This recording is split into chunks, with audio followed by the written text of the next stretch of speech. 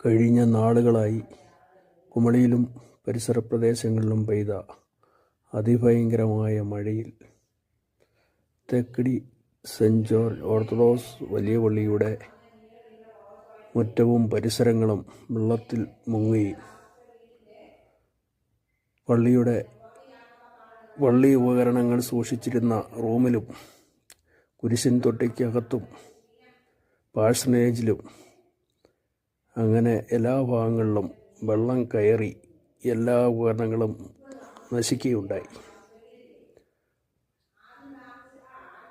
ഇന്ന് കുർബാനയ്ക്ക് ശേഷം ഇടവക വികാരിയുടെ നേതൃത്വത്തിലും മാനേജിംഗ് കമ്മിറ്റി, പള്ളിയിലെ വിവിധ പ്രാർത്ഥനാ ഗ്രൂപ്പുകൾ, ഇടവക ജനങ്ങളുടെ നേതൃത്വത്തിൽ പള്ളി ഉപകരണങ്ങളും പള്ളി പരിസരങ്ങളിലും വൃത്തിയാക്കുന്ന മനോഹരമായ ദൃശ്യമാണ് നിങ്ങൾ ഈ വീഡിയോയിലൂടെ കാണുന്നത്.